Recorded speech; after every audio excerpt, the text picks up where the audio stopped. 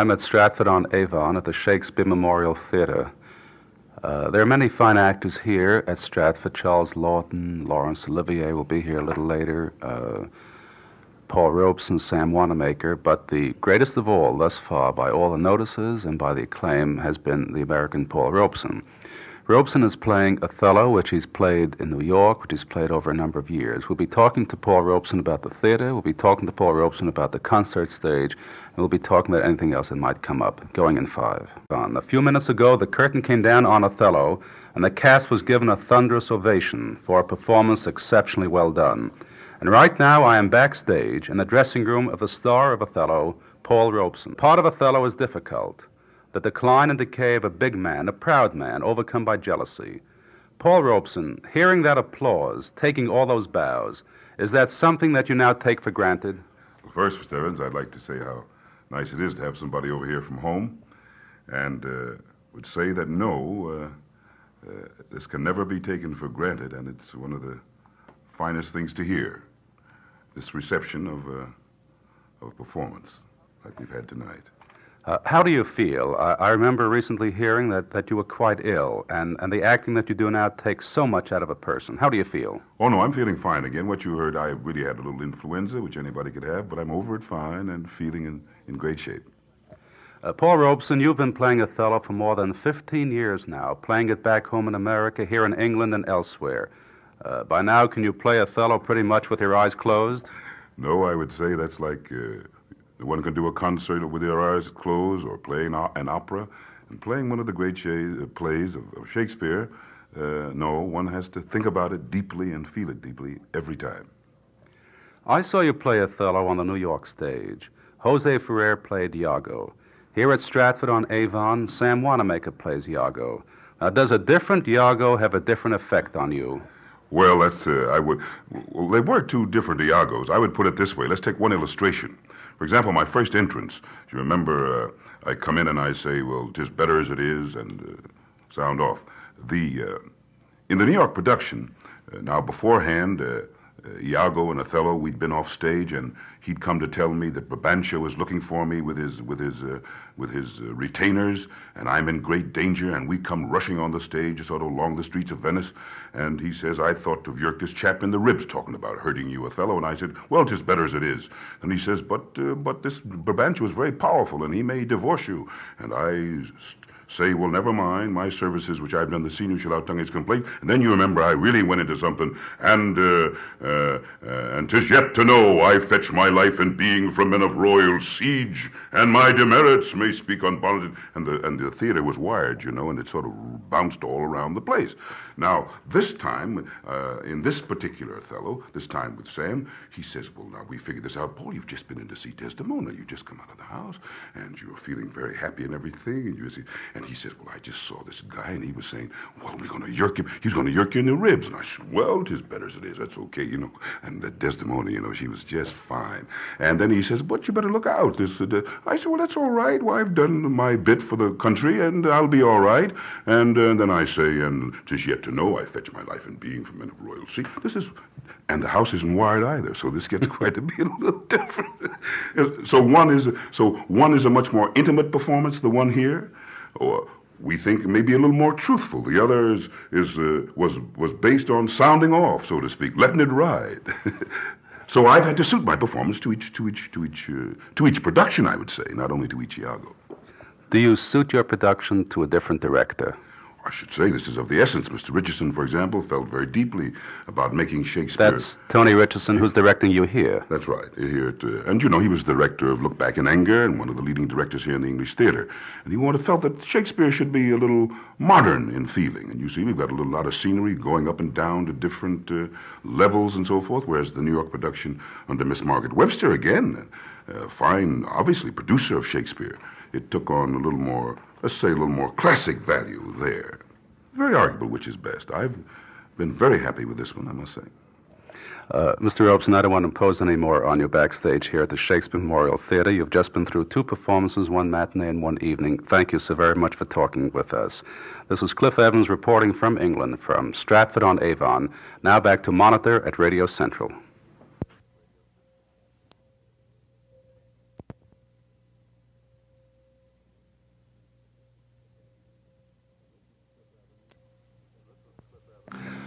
This is Cliff Evans, checking voice level. I'm outside Paul Robeson's cottage here at Stratford-on-Avon. Mr. Robeson, would you say something for level, please?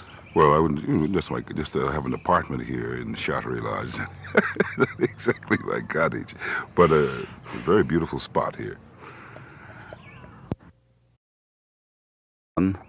Last night I was at Othello and interviewed Mr. Robeson backstage. It's now the next morning. It's Sunday morning here at Stratford, and we'll be talking about acting and possibly about singing and possibly about other things going in 5. This is Cliff Evans reporting from England. I'm at Shottery Lodge, near Anne Hathaway's cottage at Stratford-on-Avon, talking with another American, Paul Robeson, who is starring in Othello here at the Shakespeare Memorial Theater.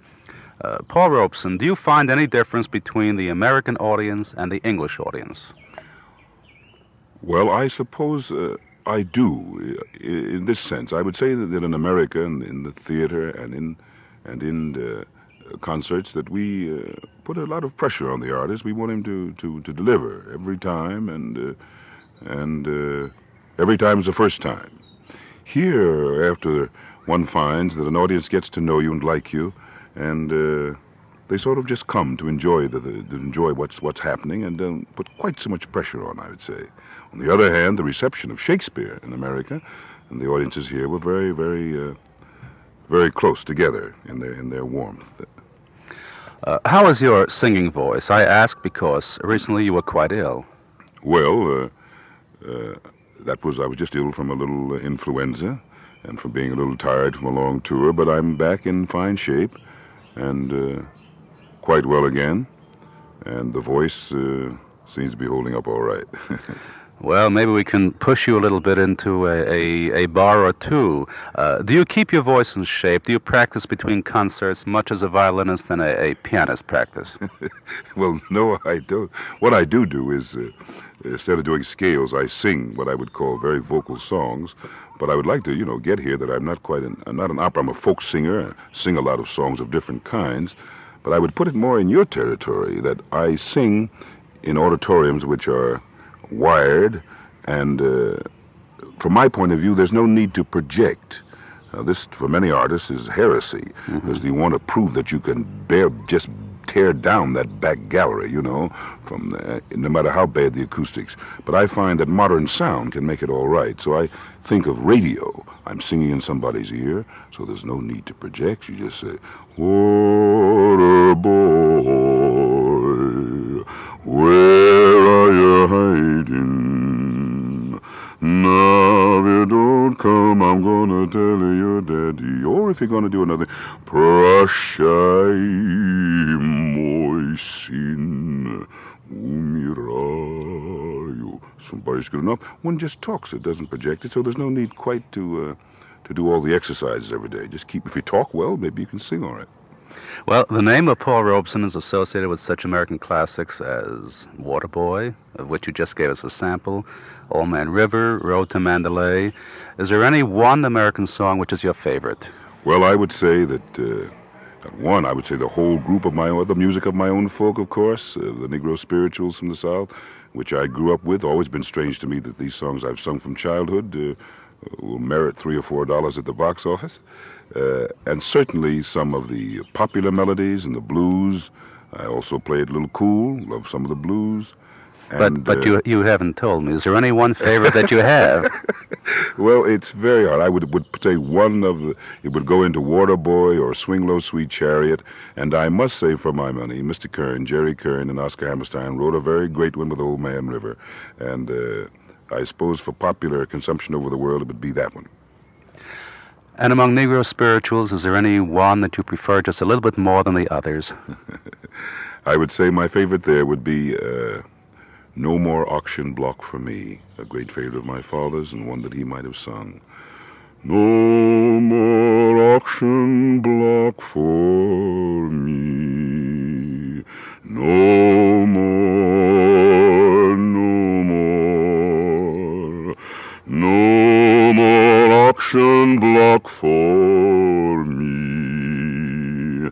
Many thousand gone. which means that my folk look for new days, days of freedom and dignity. Your father was a minister, a member of the church. You were an All-American football player at Rutgers. Did your father ever see you play football? I should say he did. That was one of the great... I was very devoted to my father. My mother died when I was young. He sort of brought me up. So at the age of 73 or 74, he would be on the sideline saying, stay with him, son. And you did, and that's why Paul Robeson made the All-American football team 2 years running as selected by Walter Camp. We were just talking with Walter... We were just talking with Paul Robeson, singer, actor, here at Stratford-on-Avon, where the Shakespeare Memorial Theater is having its 100th season and where Paul Robeson is starring in Othello. This is Cliff Evans reporting from England, and now back to Monitor at Radio Central. Cliff Evans in England. I'm at Shottrey Lodge near Anne Hathaway's cottage at Stratford-on-Avon.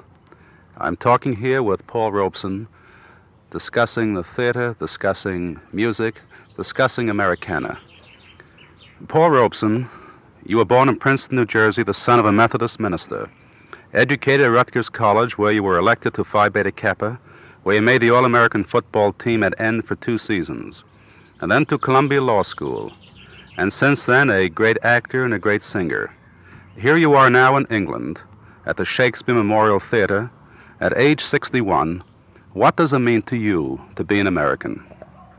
That's a pretty broad question, Mr. Evans. I'd like to go back to some of the beginning of what you just read, that I began as a boy in America, in Princeton, New Jersey, not only as an American boy, but as an American boy of African heritage, that is, an American Negro boy, son of a father who was a slave, and one who taught me that I was my brother's keeper at an early age, and that I should have certainly great faith in what could happen in our land for the freedom of all of its citizens. And then I went to Rutgers, had very happy days there, and played in the American theater, Othello there, and now here at Stratford, and am here as an American actor, together with my distinguished colleague, Mr. Wanamaker, and we are both very proud of making some contribution as American actors to the theater here in this land of Shakespeare. And I, sitting here, in spite of some difficulties over the years, feel very deeply my pride in my roots. My mother's people, an ancestor on her side, baked bread for George Washington's troops as they crossed the Delaware. My father, as I say, came from the slave South and was educated at Lincoln University in Oxford, Pennsylvania, where Nkrumah went, and Zikwe, some of the great African leaders. And I think of myself as an American against the background of the struggles of my people and of the American people in general. Those not so fortunate have identified my life with them. And I send my greetings back to my fellow countrymen. As I said in the beginning, I'm very proud to that you're here, and thank you very much for this opportunity of saying, and very shortly, that I'm very proud to be an American, have great faith that we will live up in every respect to our democratic traditions and to peace in the world with everyone. Mr. Robeson, which do you prefer to do, to act or to sing? Pretty hard choice. It would say playing some of the great lines of Shakespeare. One feels one couldn't ask for more. I felt that in playing some of the plays, certainly, of the great Eugene O'Neill, our American dramatist, would feel it, say, in playing the plays of Sean O'Casey, could I sort of get the Irish brogue in. But generally, I would say that music I find very immediate and a little closer. One is singing what one feels very deeply from the great musics of the world, especially the folk musics, and perhaps that is a little closer in general to my heart. You have one child, a son. Does he sing or act, or did he have any sports experience as you did? Well, Paulie Jr., he's in New York, and he has, I have 2 grandchildren, David, Paul, and little Susan. Maybe they're listening in now.